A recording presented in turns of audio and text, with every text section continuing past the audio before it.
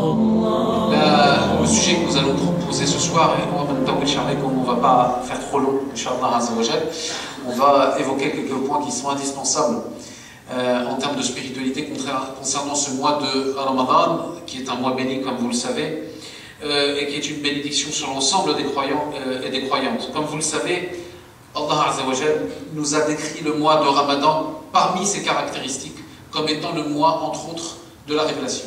Shahr Ramadan, c'est le mois durant lequel Allah Azza wa Jal a fait descendre la révélation. Qui dit mois révélation signifie pour toi mon frère, signifie pour toi ma sœur, le mois de la lecture. Shahr al-Qira'a. Et vous savez que ce mois renferme des jours particuliers, des nuits particulières, nous allons y venir tout à l'heure.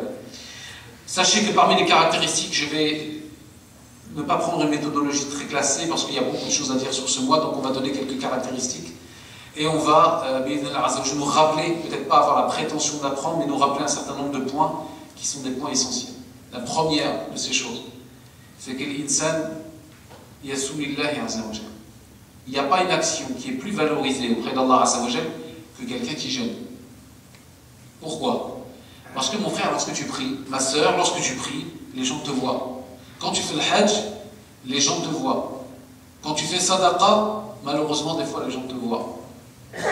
Mais quand tu jeûnes, ça, c'est une action qui reste entre toi et Allah Azza wa Jal. Je ne parle pas de Ramadan, je parle du jeûne d'une façon générale.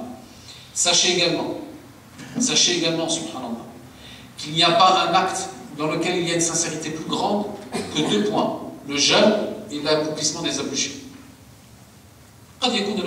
Il peut y avoir n'importe qui d'entre nous qui rentre dans les rangs et prie avec nous, il n'a pas ses ablutions.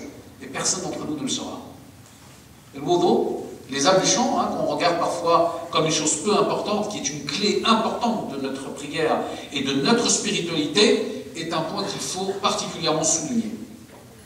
Sachez, mes chers frères et mes chères sœurs, que le mois de Ramadan est le mois de la révélation coranique. C'est le mois également, comme vous le savez, durant lequel Allah Azza wa Jal a enchaîné les shayatin, il a ouvert les portes du paradis, un paradis qui l'embellit chaque jour après chaque jour, et il a fermé les portes de l'enfer.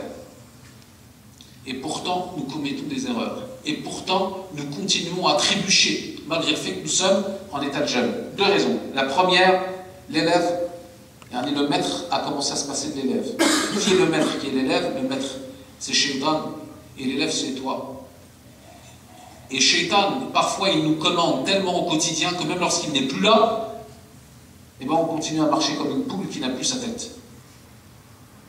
Même lorsque Shaitan, il est enchaîné, eh bien, nous avons affaire à une autre forme d'animosité à l'égard de nous-mêmes qui est notre nefs, qui est notre penchant, nos passions intérieures, nos passions intimes.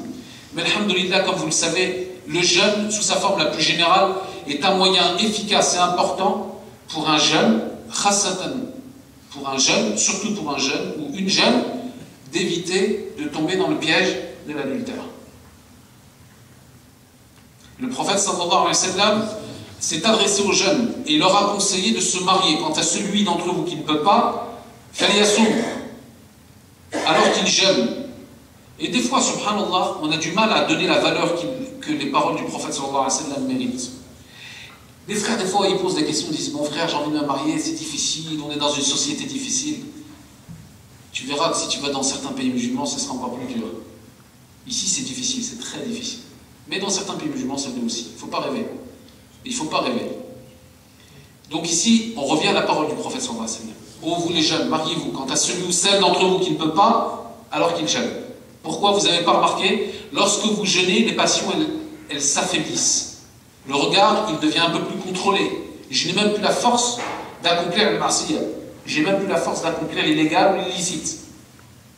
Et ça, c'est un bienfait que le prophète sallallahu alayhi wa sallam nous a donné. Donc, mon frère, c'est un conseil que je t'adresse, ainsi que chacun et chacune d'entre nous, lorsqu'une faiblesse au niveau des passions commence à faire son apparition, prends la résolution, le jour qui suit, de faire un jour de jeûne. Ça calme tout de suite les ardeurs, et c'est surtout une obéissance à la tradition du prophète sallallahu alayhi wa sallam. Sachez également que la mauvaise odeur du jeûneur qui sort de sa bouche et l'odeur du musc est meilleure que l'odeur du musc, auprès d'Allah Azza wa Jal. C'est comme l'odeur du musc qui sort de ta bouche. C'est comme une odeur de parfum. Donc ce qui est visible aux yeux des hommes peut-être avoir une autre apparence totale dans une autre vie, dans l'akhirah. Allah Azza wa Jal, il ne considère pas les choses avec la même échelle dans les deux comparaisons. Ça, c'est le premier point. Le second point que je vais aborder, c'est bien évidemment le fait également que le jeûneur, comme a dit le prophète sallallahu alayhi wa sallam, lahu farhatan, il a deux joies. La première de ces joies, c'est ça. Vous avez vu, là, il est, je ne sais pas quelle heure, il est 11h30, minuit moins le quart, klina wa shba'na. On a mangé, on s'est rassasié, on commence à regarder la cristalline. Mais il y a 2 heures, quand tu étais devant et que tu regardais le nombre de trous qu'il y avait, le nombre de fils, tellement que l'atash, il était sur ta langue. Cette bouteille de cristalline que tu regardes après 2 heures d'alimentation, bien rassasiée, que tu regardes avec mépris, il y a 2 heures, c'était ta meilleure copine. Tu l'as regardée, tu pouvais prendre une photo à côté, tu pourrais prendre une photo avec, tellement qu'elle avait de la valeur. Demain, tu verras, aux alentours de 21h, elle redeviendra ton ami. Vous avez vu comment l'homme, il est ingrat. Il suffit qu'on lui mette quelques aliments dans le ventre et il oublie. Et il oublie. On va souvent faire des petites comparaisons dans la façon dont nous vivons notre spiritualité. Des fois, on a le même comportement avec nos femmes. Des fois, on lui demande un truc, elle l'a fait, allez, retourne, c'est bon, j'ai plus besoin de toi. Juste avant, tu savais trouver les mots. Tu l'as appelé par son petit nom, son petit surnom. Apporte-moi le petit plat, tu l'as appelé, je sais pas, chouchou, toi là. Hein? Tu as su comment faire. Et la femme a fait la même chose avec le mari. Une fois qu'elle a ce qu'elle veut, qu'il a ce qu'il veut, il n'a plus de valeur. Innal insan li rabbihi lakanut. L'homme, envers son Seigneur, il est ingrat. Il n'y a pas pire défaut, et il n'y a pas pire péché, mes frères et mes sœurs, que l'ingratitude. Que le fait de ne pas remercier Allah Azza wa Jal. Et regardez comment Allah Azza wa Jal est juste. Si tu remercies Allah Azza wa Jal pour ses bienfaits, eh bien Dieu il va augmenter. Allah Azza wa Jal dit, si vous me remerciez, je ne ferai que rajouter des bienfaits sur vous. Remercie Allah Azza wa Jal et Dieu rajoutera sur toi des bienfaits que tu ne soupçonnes pas. Comme vous le savez également, il y aura une porte qui sera spécifiquement réservée aux jeûneurs et aux jeûneuses, qui est la porte de Rayyan. Et le prophète sallallahu alayhi wa sallam, lorsqu'il a donné cette information, il a cité d'autres portes. Il a dit sallallahu alayhi wa sallam qu'il y aura une porte pour ceux qui ont fait le djihad, qu'il y aura une porte pour ceux qui ont accompli la sadaqa, qu'il y aura une porte pour ceux qui ont fait telle et telle action. Et nous, quand on entend ça, qu'est-ce qu'on se dit? Si je pouvais rentrer par une porte. C'est vrai ou pas? Si au moins Allah Azza wa Jal, il me permet de rentrer par une porte. Alhamdulillah. On remercie Allah Azza wa Jal pour ceci, si c'est le cas. Abu Bakr al-Siddiq, il entend le commentaire du prophète sallallahu alayhi wa sallam. Et lui, une porte, ça ne l'intéresse pas. Il lève la main et dit, Ya Rasulullah, sallallahu alayhi wa sallam. Regardez comment ils réfléchissaient ces gens. Est-il possible qu'un croyant puisse rentrer par toutes ces portes? Par la porte du siyam, par la porte du djihad, par la porte de sadaqa. Qala na'am ya Abu Bakr wa arju an takuna minhum. Oui, Abu Bakr, quelqu'un pourra rentrer par toutes ces portes et j'espère auprès d'Allah Azza wa Jal que tu pourras être l'un d'entre eux. Sallallahu alayhi wa sallam. Regardez comment ces gens réfléchissaient. Quand ils posaient des questions, c'était des questions intelligentes. Ils n'avaient qu'une obsession dans leur tête lorsqu'ils questionnaient, c'est d'appliquer. Sami'na wa ata'na. Ahna sami'na wa asayna. Souvent on entend mais on désobéit. Eux, les compagnons, c'était nous entendons et on applique. Inna alladhina qalu rabbuna Allah thumma shwa thumma mada thumma istaqamu. Certes ceux qui ont dit Dieu est mon Seigneur thumma istaqamu, puis ensuite ont agi avec certitude, avec rectitude, pardon. Comme vous le savez, le mois de Ramadan contient bien des trésors. Et parmi, mes chers frères, ces trésors, le fait qu'une bonne action qui est faite en dehors de Ramadan n'a pas la même récompense que la même action qui est accomplie pendant le mois de Ramadan. Si, par exemple, tu as l'habitude de faire une bonne action fin Ramadan, de rak'at que tu t'es donné comme wird, que tu t'es donné comme habitude de faire le matin, salat al-duha, par exemple. Tu t'es dit tous les matins, entre shuruq et midi, je fais 2 rak'at. C'est un pacte que tu l'as fait entre toi et Allah Azza wa Jal, sans que personne ne le sache. Ça, il faut que ce soit des actions qui soient cachées, qui restent entre toi et Allah. Et ça, c'est aussi un défaut que nous avons. Allah Azza wa Jal qu'Allah Azza nous guérisse de nos maladies. C'est que quand on fait des mauvaises actions, on aime qu'elles soient couvertes par Allah Azza wa Jal. Et elles le sont. Ou Dieu merci. C'est une preuve d'amour d'Allah Azza wa Jal sur ses esclaves, de les couvrir dans certains de leurs péchés. Mais lorsqu'on en fait des bonnes, on a une tendance naturelle à le faire voir, à l'afficher. Et ça, c'est aussi quelque chose sur lequel il faut lutter. Vous avez vu aux États-Unis, si vous remarquez, heureusement en France, c'est pas comme ça. Aux États-Unis, par exemple, quand quelqu'un a fait une erreur, qu'il a dérogé à la loi, ben il porte, ça fait partie des stages de réinsertion. Il va dehors dans la rue, il porte le nom du méfait qu'il a fait sur son dos. On lui met une espèce de panneau, voilà, devant et derrière, on dit voilà, j'ai fait telle chose, etc. Vous imaginez, subhanallah. Vous imaginez comment Allah Azza wa Jal, alhamdulillah, nous a couverts. Et ça, il faut remercier Allah pour ça. Il y a un pieux prédécesseur, Salaf al-Salih, il disait, si vous connaissiez la noirceur dans mon âme, vous me jetteriez des pierres. Là, il faut qu'on soit modeste. Il faut faire preuve de modestie à l'égard de nos frères et à l'égard de nos sœurs. Et il faut être très conscient de ce que nous sommes, de la pauvreté de ce que nous sommes.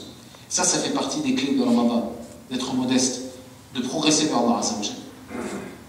Mes chers frères, le mois de Ramadan, comme vous le savez, parmi ses particularités, il y en a une autre, c'est comme je l'ai rappelé tout à l'heure, c'est une récompense que Dieu seul connaît. Il se peut que le jeûne de Foulen soit récompensé de telle façon, de telle quantité par Allah Azza wa Jal, et que le jeûne de Foulen, de quelqu'un d'autre, soit récompensé d'une autre façon, avec une quantité plus grande ou moins grande. Pourquoi? Parce qu'Allah Azza wa Jal a dit tous les actes, tous les actes du fils d'Adam lui appartiennent. Illa siyam, sauf le jeûne. Regardez, subhanallah, sauf le jeûne. Fa'innahu li wa ana ajzi bih. Regardez comment Allah Azza wa Jal il parle. Sauf le jeûne, car celui-ci m'appartient. C'est-à-dire, mon serviteur, lorsqu'il jeûne pour moi. Il jeûne pour Allah Azza wa Jal. C'est Dieu qui parle. C'est Allah Azza wa Jal qui parle. Fa'innahu li wa ana ajzi bih. Sauf le jeûne, car le jeûne m'appartient et c'est moi seul qui en détermine la récompense. Subhanallah. Deux choses intercèdent pour le croyant Yawm al-Qiyamah. Deux choses peuvent intercéder pour le croyant, lil mu'min, ou ala al-mu'min, ou contre le croyant. Al-Qur'an wa as-Siyam. Ce sont deux choses où le prophète sallallahu alayhi wa sallam il a dit, ils pourront intercéder pour toi contre toi, le Coran et le jeûne.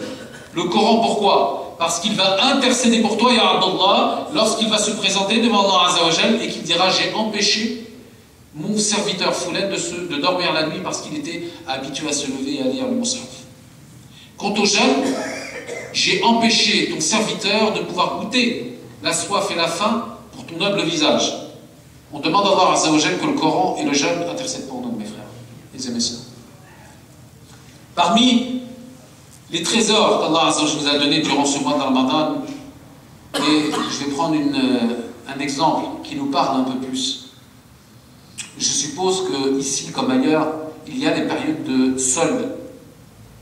Les grandes périodes de soldes estivales, vous savez, lorsque Auchan, Carrefour, ils font des soldes, tout le monde le sait la veille. Toi qui faisais le soubh le matin à la mosquée, le soubh, tu l'as fait à la maison. Pourquoi? Parce que tu es déjà devant les grilles de Carrefour, 2 heures avant, avec le khushu' devant la grille. Ton père, tu ne le connais plus, t'écrases ton fils. Toi, ce qui t'intéresse, c'est le 80 cm à l'écran plat. Et puis, tu as vu d'autres choses et tu casseras la tête à tes frères. Alors, marcher dessus, du moment que tu puisses tomber sur la bonne occasion. Ça, je dis, c'est un peu cinglant ce que je dis, mais vous savez tout ce que je dis, c'est vrai. Malheureusement. Sauf pour qui Allah Azza wa Jalla fait miséricorde. Et bien pour nous, mes chers frères, mes chères sœurs, ce mois, c'est le mois des soldes. Et on doit être aux grilles, des premiers, c'est vrai. Demandez la miséricorde d'Allah Azza wa Jalla. Demandez à ce qu'il nous pardonne. Car celui qui sort de ce mois de Ramadan pardonné de ses péchés, il aura tout réussi. Demande, augmente tes invocations, augmente tes prosternations lorsque tu es en prière. Par exemple, lorsque tu fais 2 rak'at chez toi, rappelez-vous un hadith très important, c'est un principe de base, mes chers frères. On ne va pas aller loin, on va à des choses très simples. On va à des choses très simples. La meilleure des prières obligatoires, écoutez bien, la meilleure des prières obligatoires, c'est celle qui est faite en commun, dans les mosquées. La meilleure des prières surérogatoires, c'est celle qui est faite, fait le masjid? Non, fait le manzil. La meilleure des prières surérogatoires, c'est celle qui est faite chez vous. Pourquoi? La prière obligatoire, c'est un devoir collectif. Mon frère, tu as un temps faire, عندك وقت فارغ لا تشتغل فيه ولا تخدم فيه وما عندك شغل معين فعليك أن تأتي إلى المسجد لكي تقوم بعبادة الله عز وجل مع أمتك. Donc mon frère, tu as un temps libre, un temps dans lequel tu ne travailles pas, tu n'es pas occupé, la prière obligatoire intervient, tu dois aller à la mosquée pour accomplir ton devoir avec tes frères et avec ta communauté. Donc mes chers frères, mes chères sœurs, nous sommes dans un mois de solde. Présentons-nous à Allah Azza wa Jal. Lorsque tu es chez toi, tu fais tes prières surérogatoires, qui sont les meilleures prières surérogatoires, augmente tes prosternations, ya Allah. Augmente tes prosternations. Prolonge-les. Prolonge tes prosternations. Et invoque. Tu sais pour qui? Pour ceux qui étaient avec toi l'année dernière, là, dans les soufoufs, et qui n'y sont pas cette année. Il faut apprendre aux enfants. Je m'excuse, il y a peut-être des jeunes parmi nous, il faut que vous compreniez les enfants. Je ne veux pas mettre le cafard à tout le monde ce soir, mais c'est un mois de spiritualité. Ramadan, c'est un mois de spiritualité. Que nous sommes en relation les uns avec les autres dans le cadre d'un contrat à durée déterminée fait de dunya. C'est des faits de l'akhira, c'est des faits de dunya. Un contrat à durée déterminée. Apprends à ta femme que le bonheur, il est beau. C'est bien de vivre avec sa femme, avec ses enfants, de passer des soirées extraordinaires, même 2 fois, passer des soirées. Mais il faut toujours se rappeler dans un coin de la tête que ça ne va pas durer. Qu'à un moment donné, soit elle va partir avant moi, ou je vais partir avant elle. Et que mes enfants doivent être prêts. Et que je dois apprendre à mes enfants comment réagir quand leur père ne sera plus là. Voilà ce que je n'accepterai pas de toi. Ma femme, toi avec qui j'ai vécu de nombreuses années, toi à qui je rends hommage, parce que nous ne rendons pas assez hommage à nos sœurs et à nos épouses. Vous savez ce que disait Omar ibn Khattab, vous connaissez cette histoire d'un homme, on va terminer dans 5 minutes. Omar ibn Khattab, il est avec sa femme dans une maison, et puis un homme vient se plaindre à lui, un homme aveugle, parce que miskin, sa femme elle lui donne des cheveux blancs. Nous on aime dire ça, hein, ma femme me donne des cheveux blancs. On ne voit pas des cheveux blancs qu'on lui donne non plus. Alors il vient frapper chez Emir al-Mu'minin, parce qu'à l'époque, on ne va pas voir les assistantes sociales quand on a un problème. Oui, quand on a un problème, on va vers Allah Azza wa Jal. Lorsque tu as un souci matériel, lorsque tu as un souci psychologique, reviens à Allah Azza wa Jal. Dieu va t'ouvrir des portes, ne t'inquiète pas. Si tu crains Allah Azza wa Jal avec sincérité, il va t'ouvrir des portes. À cette époque-là, quand il y avait des petits problèmes de couple, on allait voir Emir al-Mu'minin. Emir al-Mu'minin, c'est pas celui qui fait les papiers, c'est pas lui qui commande, qui coupe les têtes, qui... Ils n'en ont pas coupé de tête. C'était des gens qui avaient peur de la responsabilité. Omar ibn Khattab, si vous saviez les anecdotes qu'il y a à son sujet, le Farouq. Un jour, il s'est présenté, on ne l'a même pas reconnu. Il est venu sous une cape et il a vu une femme qui était en train de maudire Emir al-Mu'minin. Sans savoir que c'était lui. Lui, il a entendu cette chose-là, ça lui a fait peur. Il s'est rapproché, elle ne l'a pas reconnu. Elle ne savait pas, c'est pas comme aujourd'hui la télévision, vous savez qui est tel chiffre, qui est telle personne. Donc lui, il est avec un compagnon, il vient à la rencontre de cette femme. Et il voit cette femme qui donne de l'eau chaude à ses enfants parce qu'elle n'a pas de viande. Billahi alaykum, elle n'a pas de viande. Nous, on en mange tous les jours, on se rassasie de viande. Si on n'a pas de viande, c'est comme si on n'avait pas bu d'eau. Allez demander fait bled. Ceux qui mangent de la viande 1 fois par mois, ceux qui savent ce que c'est que la valeur de la viande. Et il voit cette femme qui chauffe de l'eau pour pouvoir donner quelque chose à mettre dans le ventre de ses enfants. Il dit, qu'y a-t-il? Elle dit, je maudis le chef des croyants. Pourquoi? Parce que regarde, je n'ai même pas les moyens de nourrir mes enfants. Et ça, c'est le hakim qui a la responsabilité. C'est le gouverneur qui en a la responsabilité. Omar ibn Khattab, lorsqu'il voit cette femme, il commence à se rendre compte qu'il a une responsabilité auprès de son peuple. Alors il prend le compagnon qui est avec lui, il va jusqu'à la première, on va dire le premier hanout, la première boucherie, pour pouvoir prendre un peu d'aliments, du sucre, de la viande. Et il l'achète avec quoi? Avec son argent. C'est pas avec l'argent de l'État. Il l'achète avec son propre argent. Lorsque le compagnon est avec lui, il porte des kilos de viande. Il prend de la viande, de la graisse de viande qu'on fait cuire pour pouvoir nourrir les enfants et un peu de viande avec. Le compagnon qui est avec lui lui dit: laisse-moi, c'est moi qui vais le porter. Il a dit: Wallah, tu ne le porteras pas. Et il a fait tout le chemin entre le lieu où il a été trouvé la viande, très tardivement la nuit, et l'endroit où se trouvait cette femme. Il a porté le sac seul, et le compagnon qui était avec lui disait: je n'ai jamais entendu un homme pleurer. Il portait le sac bil bouka, en pleurant. Et il pleurait, et il dit: j'ai vu Omar ibn Khattab. Vous savez ce qui est Omar ibn Khattab? Lorsqu'il allait sur un côté de la rue droite, les chiantines, ils allaient à gauche. Le prophète sallallahu alayhi wa sallam a dit: chaque communauté a inspiré un homme. Et si Allah azza wa jalla avait inspiré un de ma communauté, ce serait lui. Alors Omar ibn Khattab, il prend le kilo de viande, il vient avec la viande et il pleure. Et lorsqu'il fait chauffer le feu, on voit sa barbe qui touche la terre. La modestie. Voilà ce que c'est que ces hommes, ça c'est des rejets. C'est pas ceux qui sont en train de massacrer leur peuple à coups de canon et à coups d'avions et d'hélicoptères. C'était des peuples, lorsqu'ils voyaient un membre de leur communauté qui n'avait pas de quoi manger, ils pleuraient. Ils craignaient Allah, ça va gêner. Et ils soufflaient pour que le feu puisse prendre, hatta, jusqu'à ce que l'eau puisse chauffer, qu'il puisse faire de la viande. Et il voit cette scène où il voit cette femme qui dit: je ne sais pas qui tu es, mais je te remercie. Elle prend la viande, elle la donne à ses enfants, et il voit cette scène. Il dit: je te demande juste une chose. Elle dit: Tfaddal, s'il te plaît, demande pardon pour bien les mu'minin. Regardez un peu, subhanallah, cette crainte d'Allah azza wa jalla, cette crainte d'Allah azza wa jalla. Alors, mes chers frères, je conclurai sur ces propos. On a difficilement la possibilité, c'est compliqué de pouvoir résumer les trésors de Ramadan, parce qu'il y en a beaucoup. El Kunuz, il y en a beaucoup. Inch'Allah, on aura peut-être l'occasion d'en évoquer d'autres. Rappelez-vous bien évidemment qu'il y a Laylat al-Qadr, qui est khayr min alfi shahr, qui est meilleur que 1000 nuits. Laylat al-Qadr peut se situer dans les 10 dernières nuits impaires de Ramadan. Ne fixez pas la 27e nuit. La 27e nuit, c'est une nuit parmi les 10 dernières nuits impaires. Mais elle peut être dans les 10 dernières nuits impaires. 19, 21, 23, 25, 27, 29. Donc il faut être sur ses gardes les 10 derniers jours. Le prophète sallallahu avait pour habitude, dans sa tradition, de faire l'i'tikaf les 10 derniers jours de Ramadan.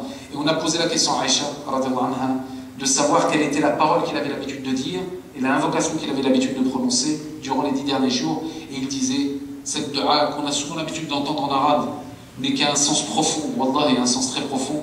Allahumma innaka afuwun tuhibbul afwa fa'fu anna. Ô Dieu, ô mon Seigneur, tu es le pardon par excellence. Tu aimes le pardon. Parce que mes chers frères, il faut bien comprendre que Dieu aime lorsque son esclave se repent à lui. Mon frère, ma soeur, lorsque tu demandes pardon à Allah Azza wa Jalla, je ne te sens pas seul. Dieu aime son serviteur qui revient à lui. Regardez cette parole qui est la parole de Dieu dans un hadith Qudsi. Allah Azza wa Jalla dit: si mon serviteur avait des péchés aussi nombreux que l'espace qui sépare les cieux de la terre et qu'il me demande pardon avec sincérité, je lui pardonnerai. Et toi tu penses que tu as quelques péchés, tu as des péchés dans le dos, tu en as beaucoup. Allah Azza wa Jalla n'est pas capable de te pardonner. Allah il est capable. Et il est capable de tous nous pardonner. Même le pire des pires, il est capable de le pardonner. À partir du moment où il se repent à Allah Azza wa Jalla et qu'il est sincère. Donc il y a une nuit qui est meilleure que 1000 mois, durant lesquelles, comme vous le savez, il y a la présence des anges, et durant lesquelles c'est une nuit d'honneur pour le croyant, et durant laquelle, bien évidemment, Allah Azza wa Jalla évoque Ruh, qui est le fait de descendre, entre autres, le destin de la personne, etc. etc. C'est une nuit qui a une très très grande valeur spirituelle, dans laquelle il faut invoquer Allah Azza wa Jalla. Alors je préfère stopper tout de suite les éventuelles légendes qui se rapportent à Laylatul Qadr, qui consiste à attendre sur le bord d'une fenêtre en espérant qu'il y ait une lumière qui passe fisma, il y en a qui restent des heures, c'est à attendre qu'il y ait une lumière, voilà un flash, je ne sais pas, il n'y a rien dans la sunna qui dit qu'il y a un fait dans les astres ou dans les étoiles ou quoi que ce soit. D'accord? Sachez que, à titre d'exemple, il y a eu une étoile filante le jour de la mort d'Ibrahim, le jour de la mort du fils du prophète sallallahu alayhi wa sallam, et certains ont commencé à y voir un signe. Et le prophète sallallahu alayhi wa sallam a dit non, ça fait partie de l'ignorance, de l'époque anté-islamique. Ça n'existe pas ce genre de légende. D'accord? Donc Laylatul Qadr, la magie de Laylatul Qadr, elle réside dans ta foi et dans le fait que la nuit du destin ne devienne pas la nuit du festin. Si vous voyez ce que je veux dire. La nuit du destin, elle n'est pas faite pour manger. Elle est faite pour se prosterner, pour adorer Allah Azza wa Jal. Et pour se soumettre à ce qu'il attend de nous, c'est-à-dire des serviteurs sincères, reconnaissants et profondément spirituels. أسأل الله عز وجل أن يوفقنا وإياكم بالأعمال الذي يقربنا إلى حب الله عز وجل. اللهم ارزقنا حبك وحب من يحبك وحب العمل يقربنا إلى حبك. اللهم ارزقنا قبل الموت التوبة وعند الموت الشهادة وبعد الموت جنة ونعيما وملكا كبيرا. اللهم قوي إيماننا وألف بين قلوبنا واجعلنا من عبادك الصالحين وارزقنا الصدق والإخلاص في القول والعمل. اللهم ارزقنا رضاك بالجنة والنجاة من النار يا عزيز يا غفار. اللهم اغفر لأموات المسلمين الذين شهدونك بالوحدانية وماتوا على ذلك. اللهم اغفر لهم وارحمهم وعافيهم واعف عنهم ووسع مدخلهم ويسر حسابهم وأكرم نزلهم واجعلهم في آخرتهم وقبورهم من الفائزين. اللهم اشف كل مريض، اللهم اشف لكل مريض، اللهم اشف لكل مريض، اللهم اشفيهم شفاء لا يغادر سقما. لا اله الا انت سبحانك انا كنا من الظالمين. اللهم اصلح نساءنا وازواجنا وشبابنا واخواننا ووفقنا جميعا لما تحب وترضى. وصل اللهم وسلم وبارك على محمد وعلى اله وصحبه اجمعين. سبحان ربك رب العزه عما يصفون والسلام على المرسلين والحمد لله رب العالمين.